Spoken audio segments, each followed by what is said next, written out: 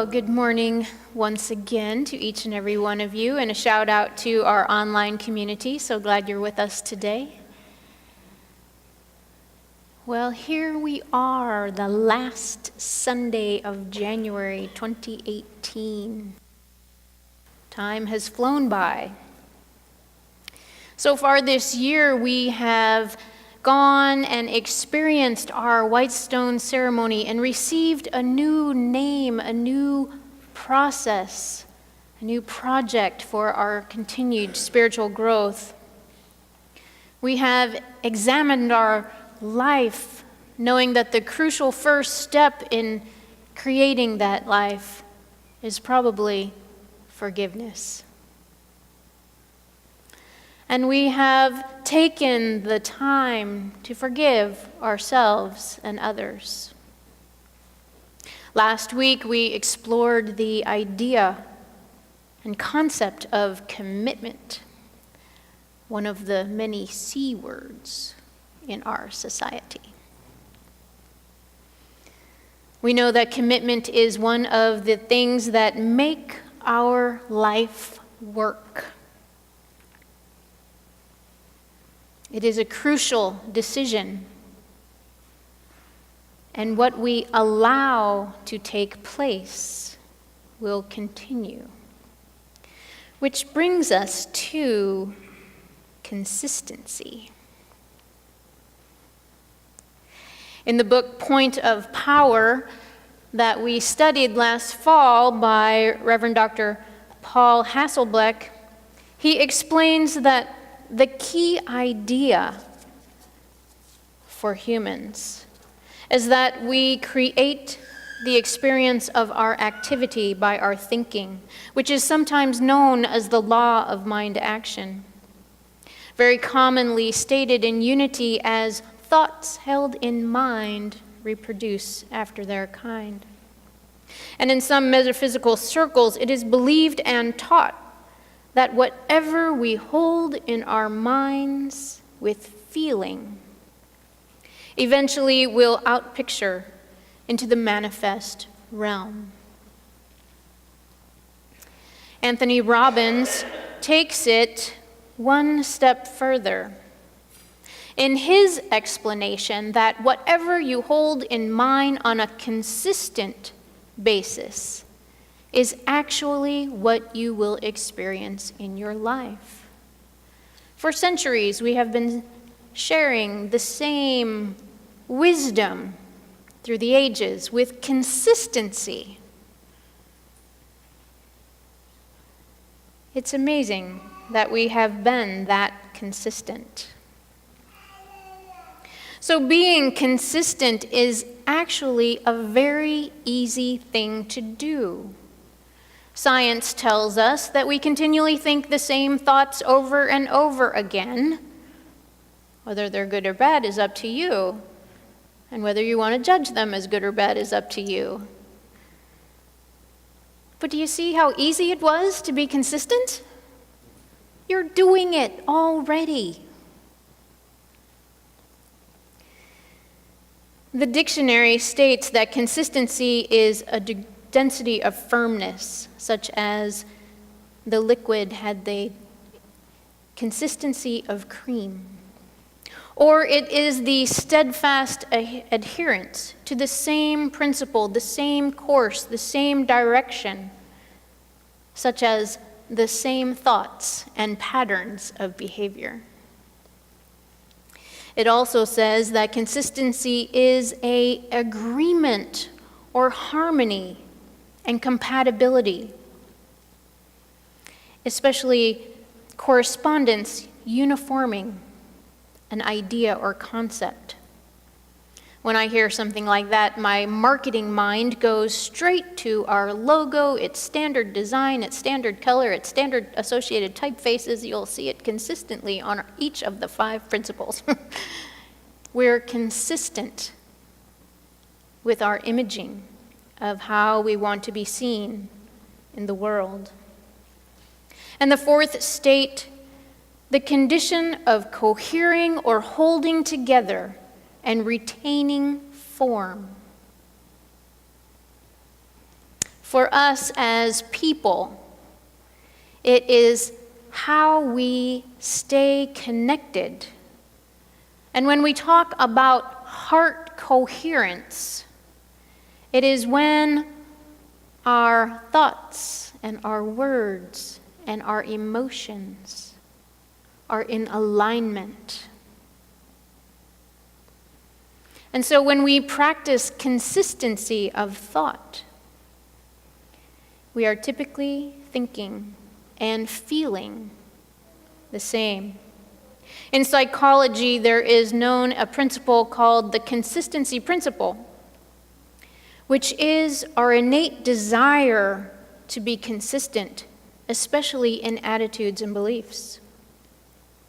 So consistency is that coherent thread of thought, word, and behavior, a holding together of who and what we are. Sort of like a holding together of the large congregation when we're in our small spirit groups, which also become a holding together by the bond and sharing of mind and thought and emotion with those people in the group. When we connect mentally and emotionally with one another, that coherence puts us in a desire for consistency of that feeling. It's like an addiction, but a positive one. It's a beautiful thing. So I want to point out that in the definition of consistency, there is not any mention of the word perfection. Somehow, I had an erroneous belief. Have you ever had an erroneous belief? Probably a few. I won't ask. But I had this erroneous belief that consistency had also to do with perfection. But that is absolutely not true. It has more to do with being mindful of doing the same thing over and over again, creating agreement and harmony and coherence for myself and my life. One of the ways I do that is through my prayer and meditation practice that has ebbed and flowed over many, many years. However, it is the consistency of that prayer time, that meditation time, that has blessed my lives, and you all are getting the outpicturing of that because otherwise I wouldn't be here. So the consistency is what made the glue, the harmony for me to pull the mind and the heart and the outer expression into a place of oneness. Consistency also implies a staying together and not refusing to give up. When you apply that to your prayer practice, for example, not refusing to give up is always meeting the appointment, putting the time on your day runner, or for those of you who use your iPhone, and making the appointment and keeping it, and refusing to give it up when some other lovely, shiny distraction comes your way. Because life will give us many lovely, shiny distractions. Another example of consistency is the presence of God in our lives. We know to be true that one power and one presence is everywhere present, always active in our thoughts. It is us as human beings who remove our awareness from that universal life force until we remember through some sort of suffering, that, oh yes, I am at one with the divine. I am at one with my higher power that is wise and loving, generous, and consistent. So whether we know that that activity of God is working in our lives or not, it is absolutely consistent. And the other thing that it is doing is pushing us forward on our growth. It is pushing us forward out of our comfort zone. The chicken must break free from the confines of the egg. The same with the butterfly. It must crack the shell to stretch its wings. We each must do that for ourselves. The life force that is pushing forward a plant to grow up through a crack in the cement is constantly evolving. And we as humans may have an erroneous thought that somehow that plant is struggling, or it's a difficulty for that plant to grow through that crack in the sidewalk. But for the plant that is filled with divine life force, it's just doing what it naturally does. It's expanding, it's evolving, it's growing, it's moving on. The energy within it cares not if it is in a crack in the sidewalk or in a pristine flower bed, because the life force will do what the life force does: grow and expand and evolve. Never giving up. I'm sure each of you have had a time in your life where that life force, that God presence for you, has never given up.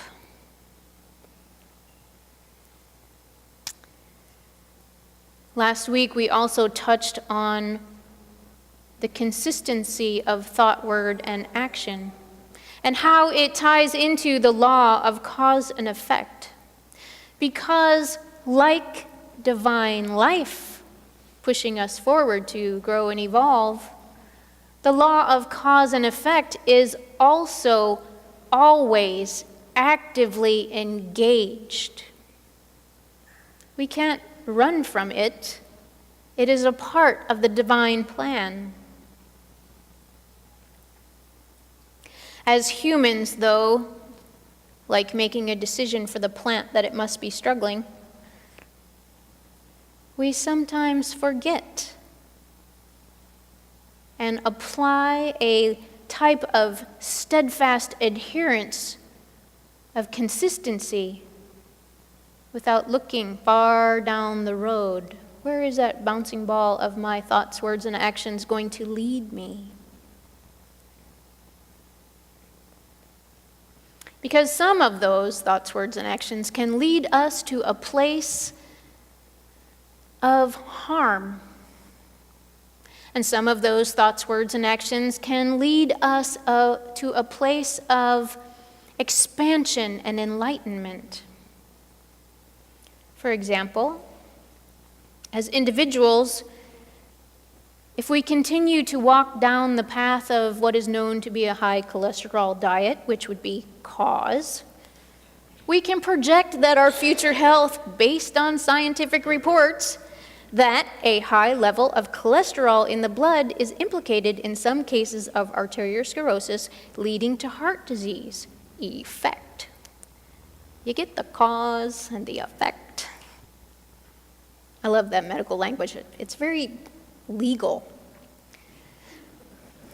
But when we apply it closer to home in our own personal lives or that of this community, we also have causes and effects, such as the continual monthly shortfall of income.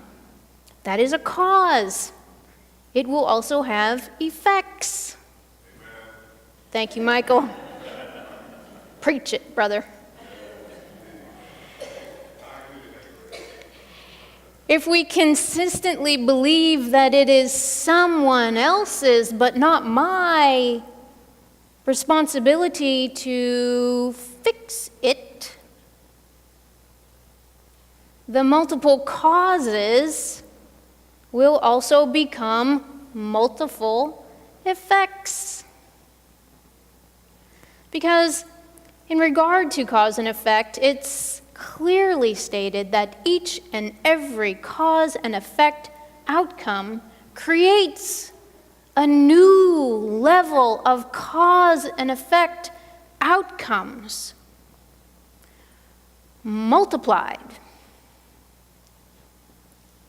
And so when we apply the consistency principle, which is the desire to be consistent, especially in attitudes and beliefs, we need to identify what is the long-term effect of the same thing always being done. As individuals with the health idea, we could get heart disease. As a community, I don't even want to think about it. I'll let you do that. And so as we move forward in whatever it is ours to do, whether we climb up out of this challenge or we plummet into a downward spiral, we get to choose. If not us, then who? There's a Chinese proverb that states, the best time to plant a tree is 20 years ago. The second best time is now.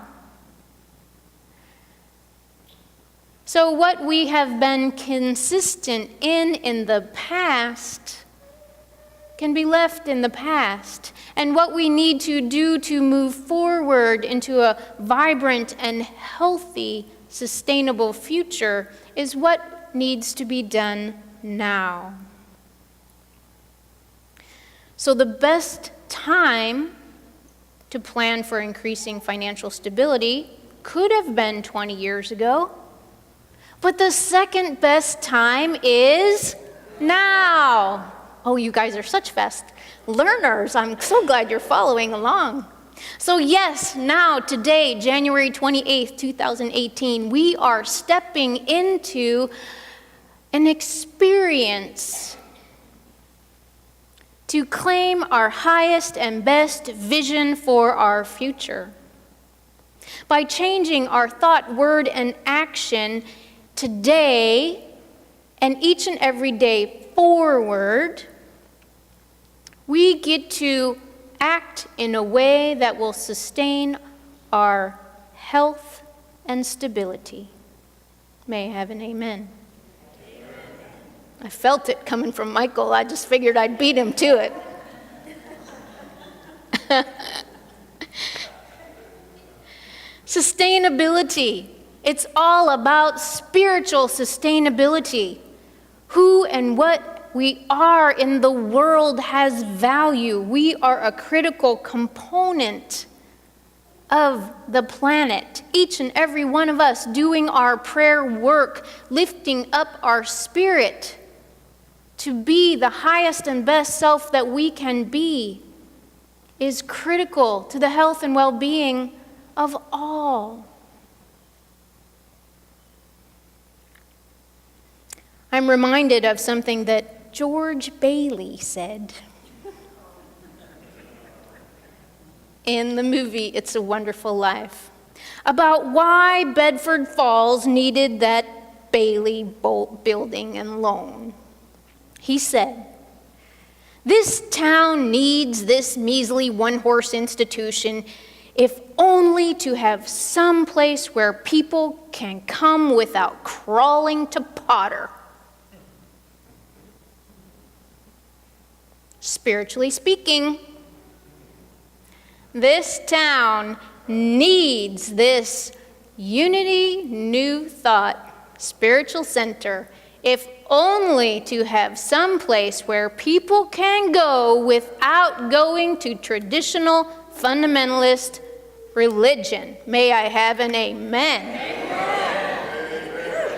Amen. Now you're with me. I feel it.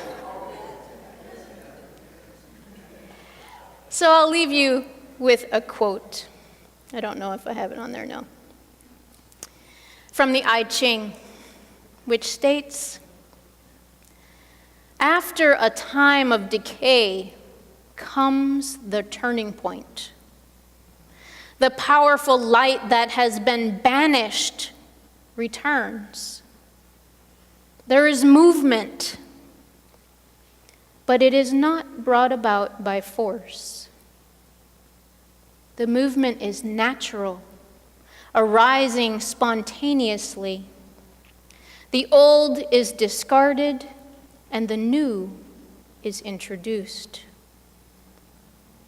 Both measures accord with the time.